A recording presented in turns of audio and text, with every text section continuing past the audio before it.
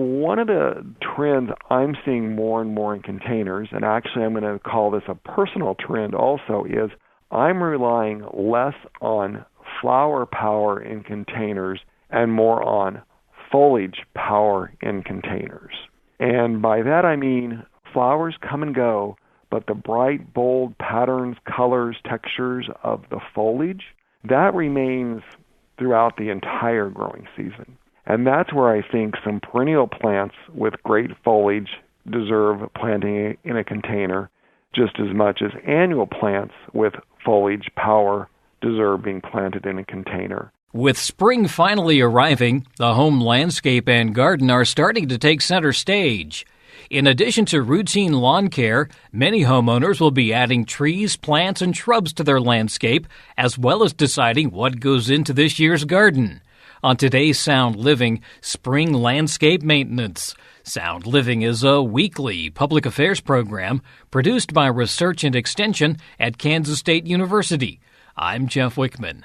K-State Research and Extension horticulture agent for Johnson County, Dennis Patton, says spring probably arrived about 2 weeks later than normal this year. Dennis, I've been hearing a lot of mowers lately. We've finally started to see a little bit of growth in the lawn. What are some things we should keep in mind right now for the lawn? Great question. This winter or spring has been very interesting because we're a couple weeks behind schedule, and so the roar of the lawnmower did start a little bit later this year. To me, there's several really important things to think about at this point in time. One is we need to keep up with our mowing patterns. The worst thing we can do is let the lawn really get long and shaggy, because when we go in and cut it back, we're going to really stress the lawn, we're going to open it up, leave a stemmy appearance. So I know it's hard, but mowing should really be done based on the rate of growth of the turf, not so much our busy life schedule, just to really keep it in bounds. So keep up on a regular mowing pattern would be the most important things to do. Can we still do some weed and feed? Here's how I answer that question. Yes, the question is, can we still do it? Yes, we can. We're going to be out to those dandelions, the purple flower henbit, chickweed, those type of things this time of year. But there's some buts with that. The ideal time really to control those is in the fall, mid-October, early November. They're just small little rosettes just starting to sprout and grow, and they're much more easier to control. The problem with spring application, and let me kind of make a flash forward jump here, Extension gets calls, samples all the time, and our number one gardening horticulture question in late May, early June is herbicide injury on tomatoes, grapes, red buds, other plant materials in our yard. Because what happens when we spray those products this time of year is they volatilize to all those leaves that are just starting to form and develop, and we see curling and puckering. So if you're going to treat this time of year, I'd recommend just spot spraying on a non-windy day, which in Kansas is hard to find, and keep those droplets low to the ground and as large as possible to reduce drift. We have finally seen some precipitation. Will that help the lawns? Heck yes, it does. Everyone knows nothing better than a rain. You wake up that next morning refreshed. And I know in my own personal lawn here, it was starting to go under some drought stress.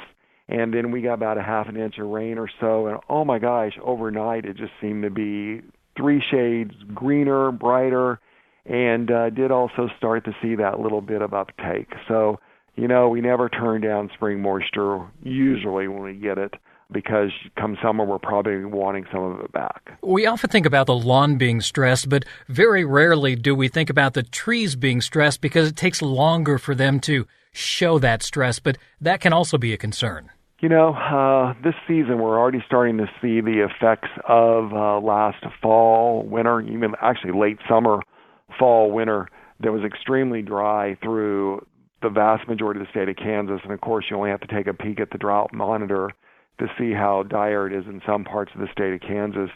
But we're already starting to see some evergreens that have more tip burn, more dieback on the plant material, and that really is a result of that dry winter. Winter had a few days of some fairly cold weather in there, but I would have to say for the most part our winter was more normal temperatures than one of those milder winters. But it's a combination of that really more bitter cold and that dry soil that really puts our plants under stress, especially our evergreens, because they are still losing water. They are dormant, but that doesn't mean they still don't move and transport water throughout the system to keep them healthy and keep them ready to grow come spring. I noticed around my house after one of the heavier rains that I've got some runoff issues, and that's something that we can also address now. One of Extension's big push for education is water quality. Kansas has water issues. We have a shortage of water in many parts of the state. But the other issue we don't talk about as much, and this is something that is just as important to the urban person as it is to the rural person, and that is we want to make sure that any water that leaves our property is as clean as possible. And one of the ways a lot of pollutants can get away from our yard is through soil erosion, through those little areas where there's runoff of soil, and it carries those particles to the local lakes and streams. And so, yes, if you've got some runoff issues, you may want to take some time to repair that, whether that means some maybe regrading projects, simple as maybe getting some turf established back in there, or some other creative ways to help manage that water so we don't have that soil erosion and those channels cutting into our yard and gardens. One of the things that I know my wife likes to do this time of year, and again, as you mentioned, probably running a couple of weeks behind just based on the weather, but she likes to start filling up the whiskey barrels with different kinds of plants. What are some things that we should keep in mind here? And one of the questions that I hear a lot is, what's the difference or what's the benefits of going with annuals or perennials? Boy, there's a lot of questions wrapped in there. Well, let's first start with just here it is, early May. In most parts of Kansas, we're down to a 5% or less chance of a frost. So we're pretty much, hopefully, out of the woods as far as having a frost.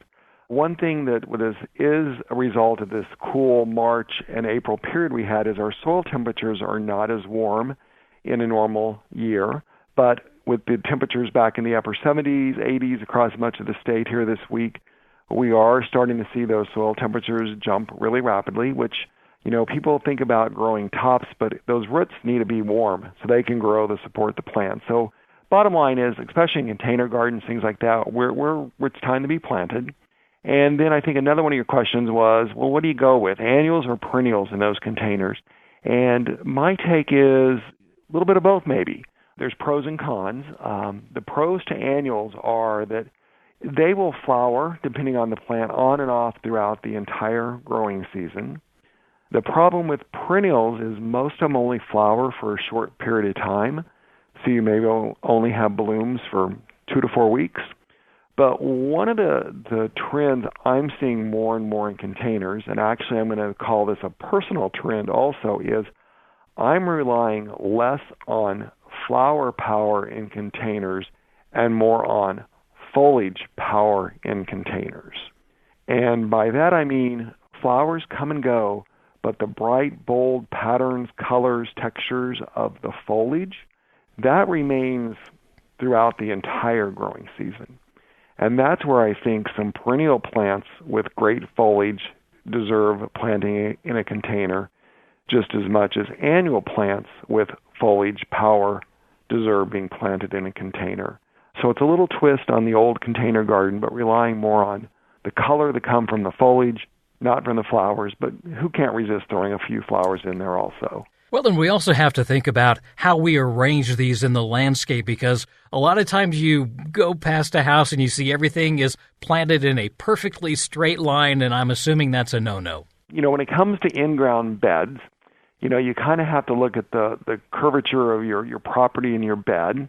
In nature, nothing's in straight lines, so we try to mimic that pattern in our own gardens and try to have what I call more drifts or waves or more curvature to the bed, creates a little bit more interest than lining it up. But I think it kind of depends on your setting. And then, of course, how you work with color, too. If you're trying to make a bed that really jumps out and gets you, or a bed that maybe you want your neighbors to see as they're driving up and down the street, then my recommendation is go bold. Hot colors, oranges, yellows, reds, something that's going to jump out and get you. If you want to be a little bit more soothing, you may want to try the cool colors, the blues, the grays, the soft pinks, soft pastels more around the front door. where people are going to stop, linger for a while, or maybe around your backyard patio where you go out after in an evening and maybe you're cooking on the grill, having a drink in your easy chair, reading on the backyard. You maybe want those more cool colors there to help give that sense of calming spirit to you. And keep in mind height of the plants and also whether or not they can tolerate the sun that they'll be exposed to. Right. It's always right plant, right place. And so definitely sunshade exposure. And when it comes to container gardens, a lot of people are doing those with flowers. We touched on that earlier. I always like to tell people kind of remember this little planting combo. Remember the thrill, remember the fill, and remember the spill. And by that I mean the thrill is going to be the tall, upright plant in your container that draws attention. The fill is going to be more around the center of the container that kind of fills it up, covers the soil. And then the spill is something that flows over the edge, the kind of a trailing plant that then kind of helps create more interest from top to bottom. So I always start by picking my thrill, and then I kind of find my fill, and then I kind of clean up or finish up, so to speak, with that spill going over the edge. And you really can't go wrong if you have those three kind of plant forms or shapes going in on your container gardening. And then there you can decide whether you want it to be more what I call monochromatic, where it's all the same colors next to each other on the color wheel, or you want to go bold with those contrasting colors that are opposites to each other's on the color wheel. Also wanted to touch briefly on the vegetable garden because that's another thing that people are getting into right now. And a lot of people are starting to do more home gardening. A lot of times it's just on a smaller scale, maybe container gardening there as well. That's right. Vegetable gardens can be, as small as a 4x4 plot of land. It can be a container. It can be mixed in right into your flower bed. It can be a grandma and grandpa's garden where these big 40 by 40 square foot beds. But today is much smaller. Here again, with vegetables in containers or anywhere, the number one thing to consider is always sun exposure.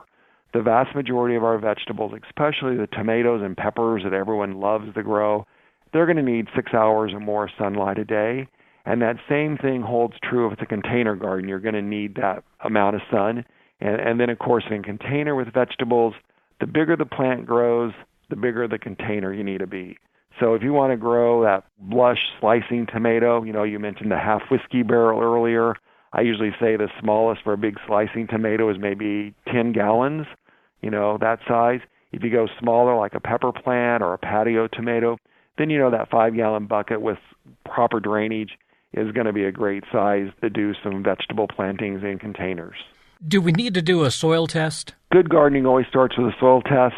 The turnaround time is a couple weeks based for most counties in the state of Kansas.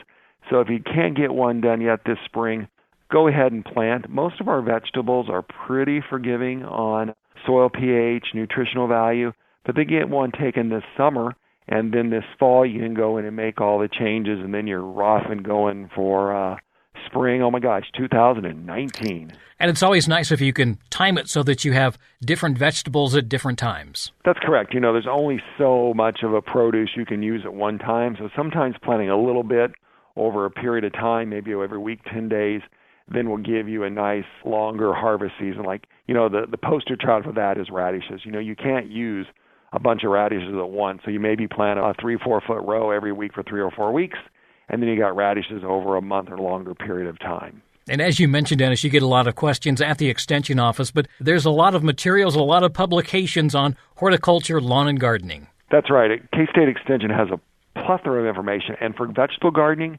you can't go wrong with what's called our Kansas Garden Guide. That thing is the Bible for vegetable gardening in the state of Kansas. That's K-State Research and Extension Horticulture Agent for Johnson County, Dennis Patton. Answers to your lawn and garden questions can be found at county and district extension offices or by visiting the Extension website, www.ksre.ksu.edu, ksre.ksu.edu. Sound Living is a weekly public affairs program produced by Research and Extension at Kansas State University. I'm Jeff Wichman, and this is the K-State Radio Network.